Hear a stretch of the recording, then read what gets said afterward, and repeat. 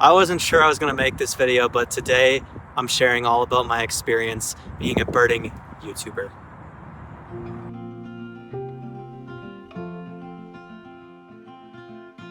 Rainy days don't seem so wet. Stormy nights don't stay. From the moment that we met. Now I still am looking for birds. I'm out here birding near Black Rock. I just came out here to, honestly, I just wanted to film some shorebirds. I was hoping there'd be some shorebirds around. And that didn't really feel like a video in its own right. There's nothing really special about this place. There's nothing extraordinarily special about filming shorebirds. They're awesome species, of course, and so I decided to share a little bit and get super authentic with you all and talk a little bit more about birding YouTube. Well, in an ironic turn of events and another peek behind the curtain about what birding YouTube is like, I filmed all of my initial thoughts, just things that were going through my head about birding YouTube while I was out there in the field and while I was birding. I had so many just different angles, and I thought it would be a really cool look into birding YouTube while I talked about it, but something was not connected correctly with my mic. So there is one look at birding YouTube for you. I have a bunch of completely unusable footage because the wind was crazy and it just ruined all my audio. I usually trust this little thing that I have here to get some solid audio for my videos, but I must have screwed up something because it was recording only from my phone and not my microphone. And so to salvage this video, I'm gonna be doing voiceover while there is some footage of me birding in the background and filming some of the shorebirds that I did see out there, so I can still share my thoughts about birding YouTube. So enjoy the footage of me birding and my thoughts on birding YouTube. Man, it's hard to know where to start when talking about my experience with birding YouTube because it's largely been such a positive thing in my life, but ultimately some of the negatives led me to want to make this video, so I guess I'm going to start with the main one there. I will put chapters down below, so if you want to skip between my points, you can do that if you'd like. Firstly though, tying back to what I said in the beginning, it didn't feel like just filming some shorebirds was a good enough point for the video, and so that whole concept of picking a topic for a video can be so hard as a birding YouTuber.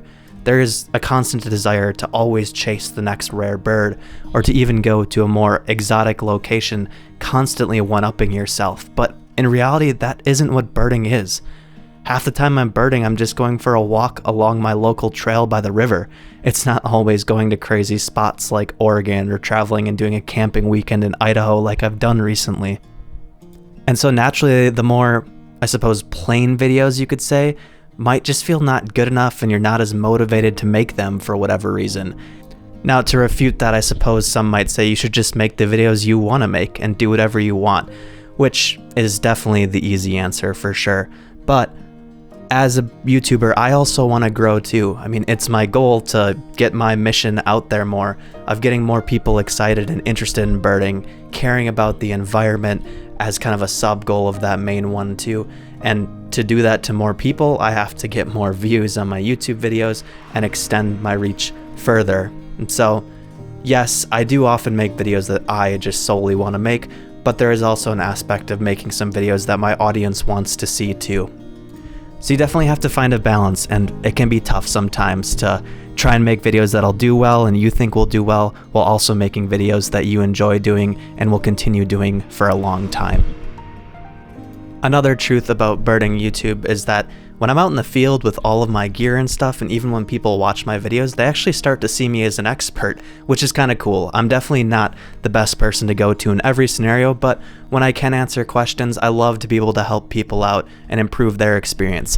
On this very day, actually, when I was out in the field, someone must have seen my camera and my scope and thought I was a well-versed birder, so they showed me a picture they took on their phone of a bird species and asked me if I knew what it was, which I did. It was a white-faced ibis, and I was really happy to help that couple out and maybe increase their love for birding or their interest just that much a little more.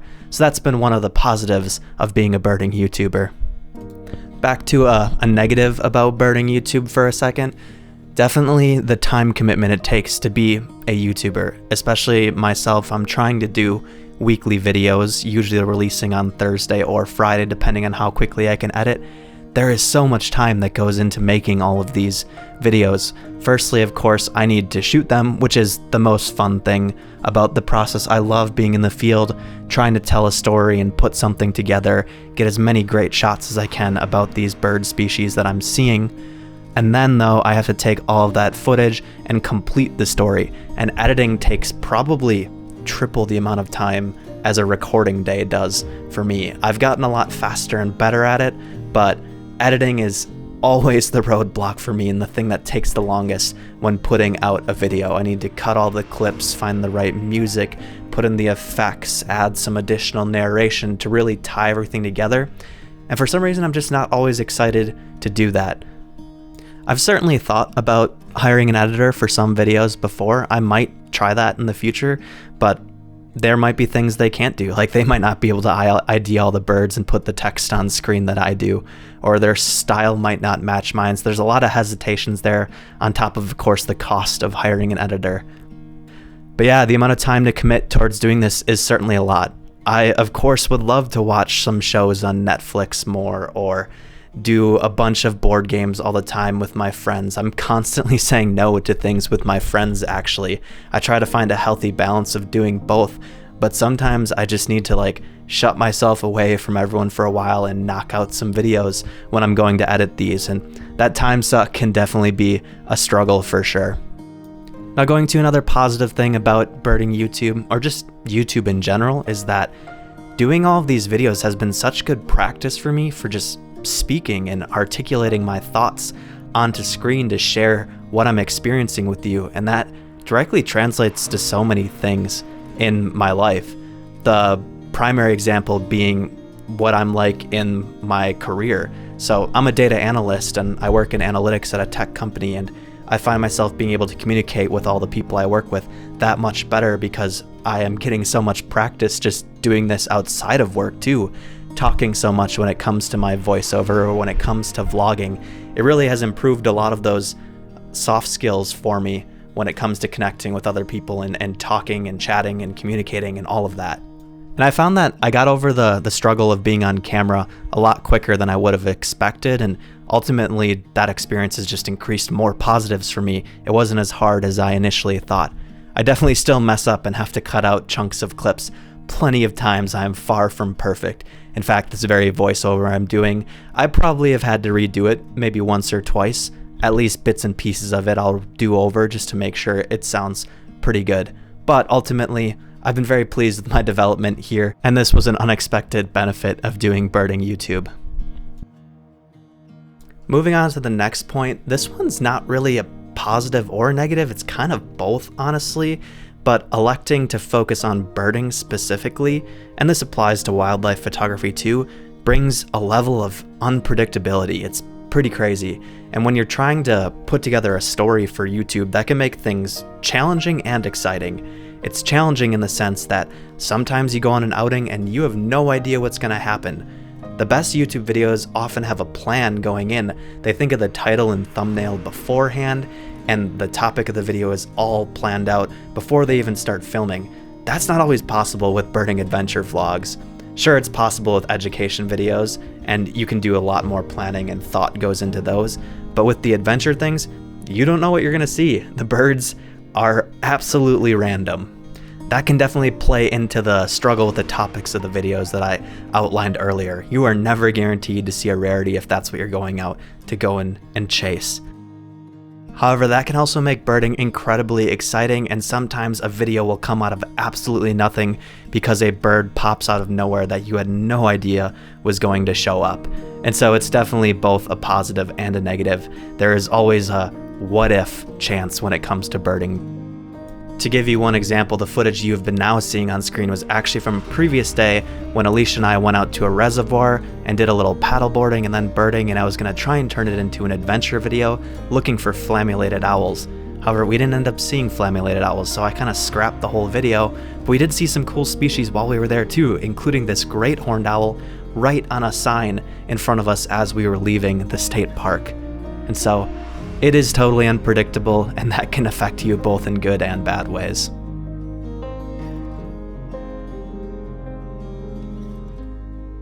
And those were just some of the initial thoughts that were going through my head. I hope you enjoyed this just look behind the curtain and me being a little more vulnerable and authentic with all of you. Maybe you'll appreciate it, maybe you don't, but I just wanted to get these thoughts off my chest, and I really enjoyed talking about some of the struggles I face and some of the things I really enjoy. If there's anything you're curious about when it comes to being a YouTuber or a birding YouTuber specifically, leave them in the comments below. I definitely was just stream of consciousness sharing my thoughts. It was pretty raw and unfiltered and not very structured, so I definitely didn't cover everything. Like, I could absolutely talk ages about stuff like gear and trying to get the best shots of birds and some of the other enjoyments I have as my growth as a birder overall that I didn't get to in this video. So if you have any additional questions, leave them below and maybe I'll make a part 2 on this topic that I'm covering today. I'll end with this. Even though there were a lot of things that I talked about struggling with, don't worry, I'm not going anywhere. I still really do love making birding videos on YouTube, and I plan to do so for a long time. It is seriously so fun being out in nature and being in the field and sharing my experiences and other types of videos with you all. So thank you if you've made it this far for watching this video, and thank you for watching a lot of my other content too if you're a regular fan. I will see you in the next one real soon. Happy birding.